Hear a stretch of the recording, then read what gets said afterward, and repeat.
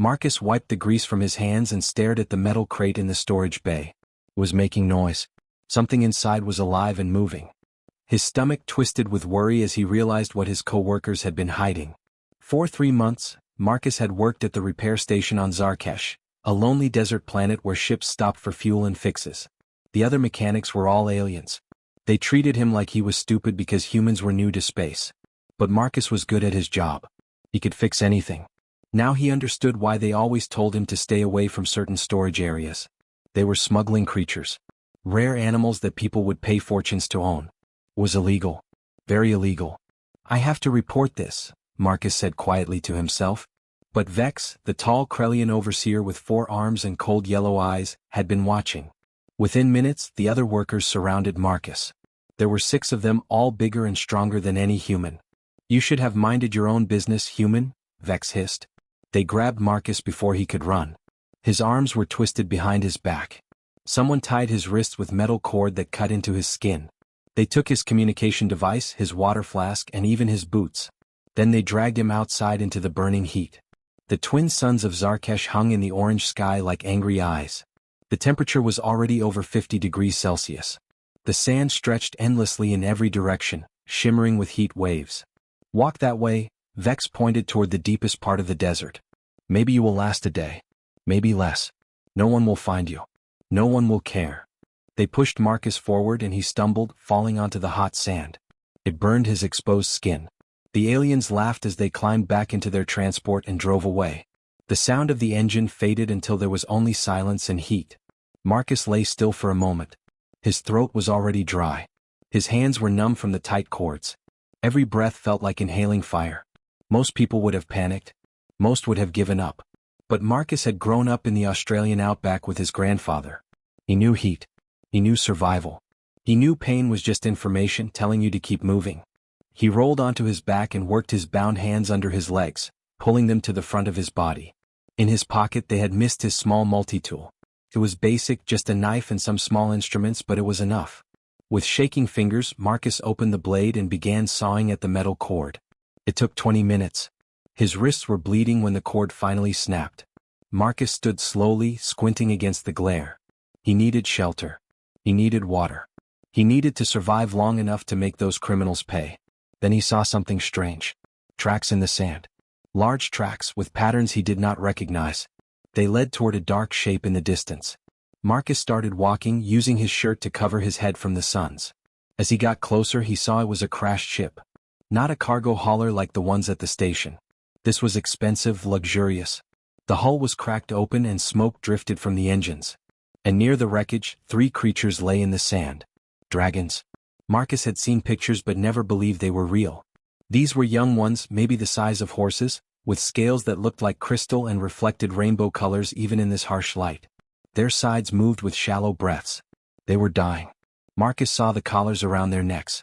Gold and silver, marked with symbols that even he recognized. Royal symbols. These dragons belonged to someone very important. One of the dragons opened an eye. It was deep purple and filled with pain.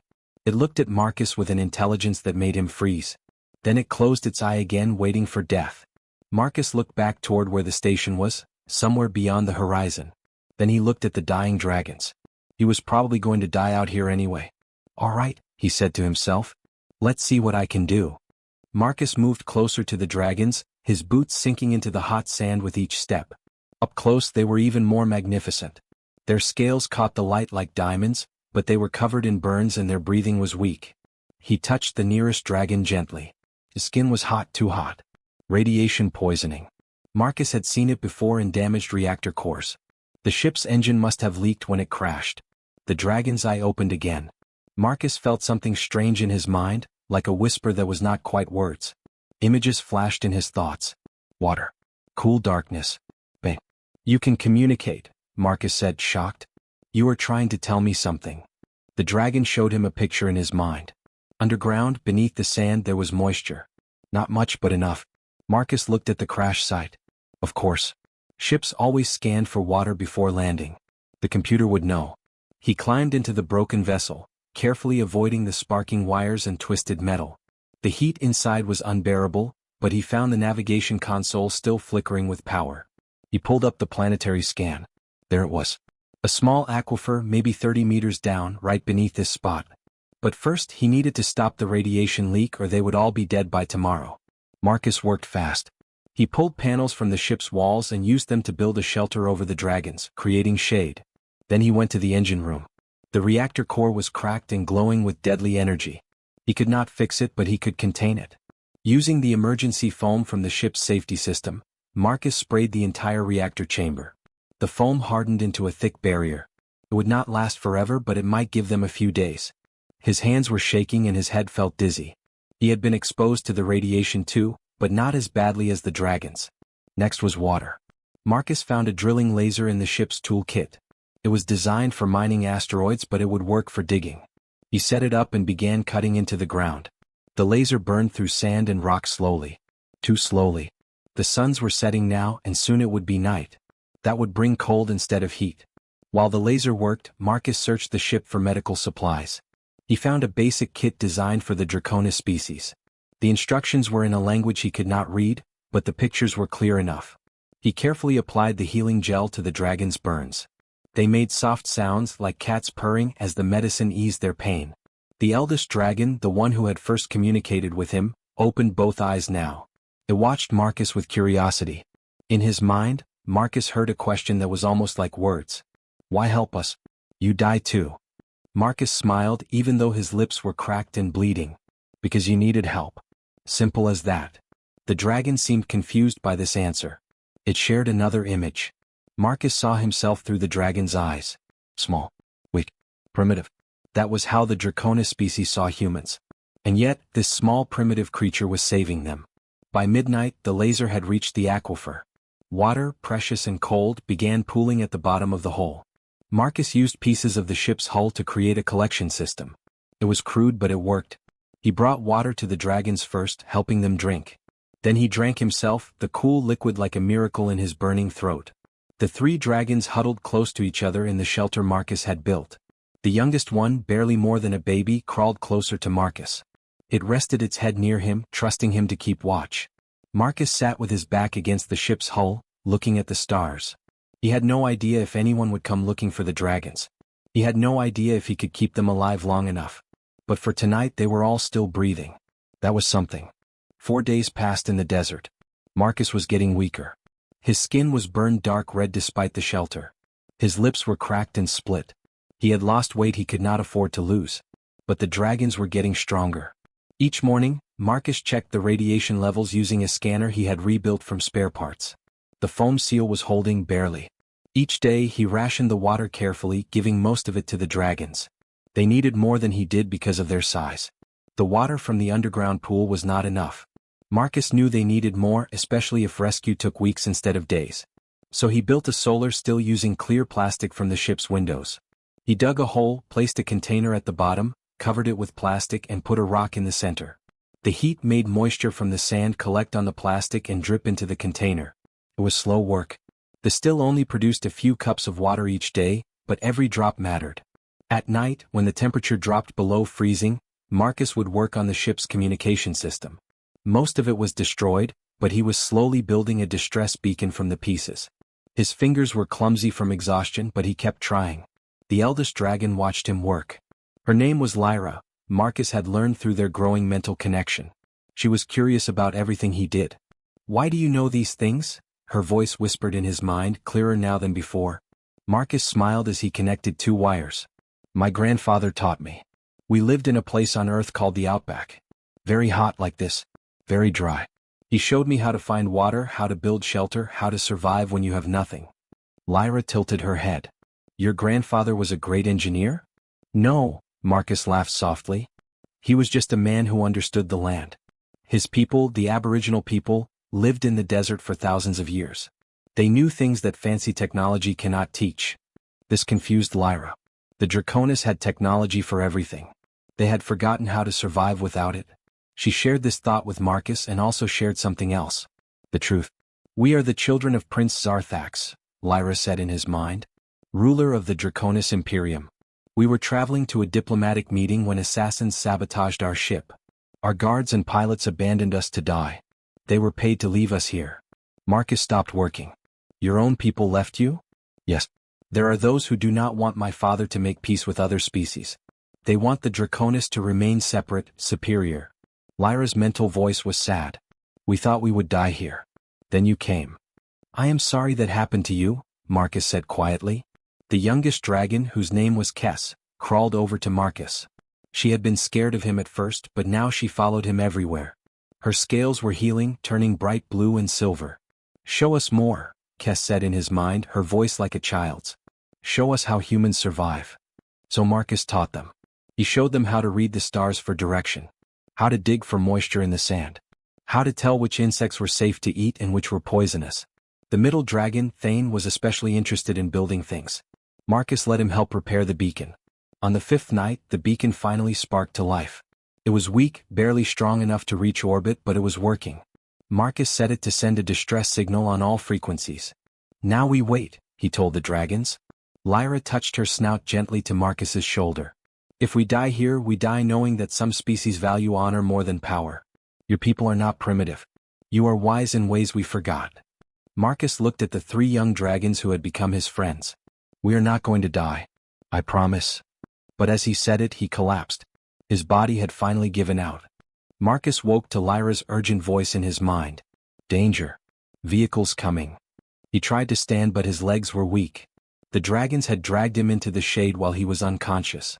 Kess had brought him water. He drank quickly and forced himself to his feet. In the distance he saw dust clouds.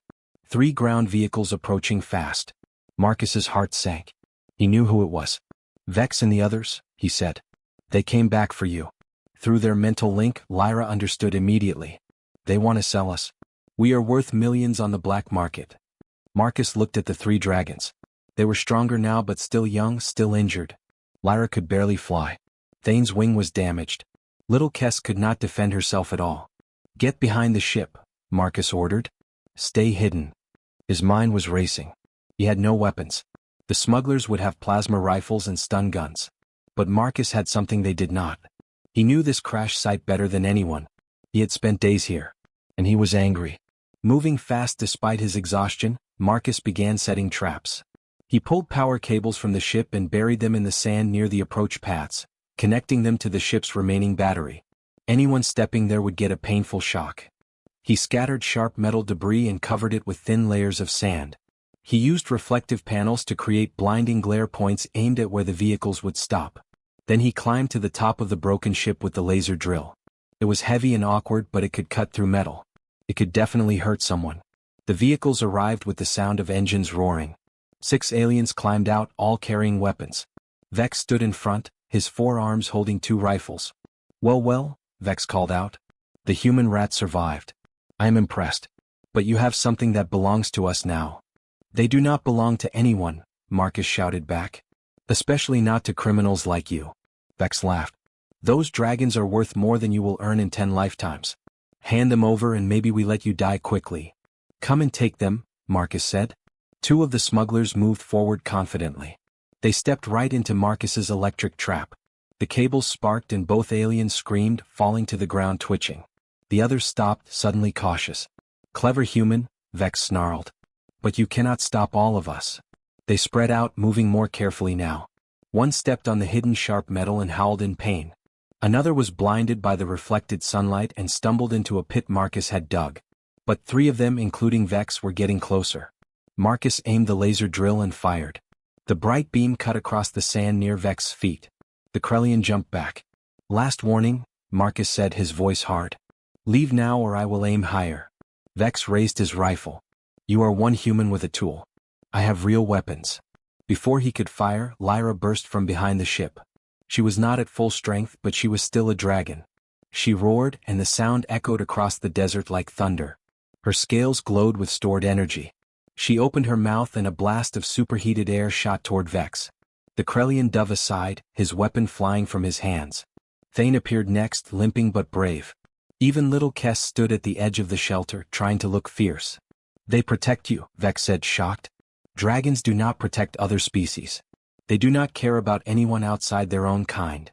Marcus climbed down from the ship, standing between the smugglers and the dragons. Maybe you do not understand loyalty. Maybe that is why you are just a thief. Vex's eyes narrowed. He pulled a detonator from his belt. Then we all die together. I rigged your ship's power core while you were setting your little traps. It will explode in 3 minutes. Marcus's blood went cold. He looked at the ship, then at the dragons, then at the smugglers. The countdown had begun. Marcus stared at the detonator in Vex's hand. 3 minutes. Not enough time to disarm a bomb. Not enough time to run far enough away. The ship's power core would explode and kill everyone within 100 meters. You are insane, Marcus said. You will die too. Vex grinned with his sharp teeth.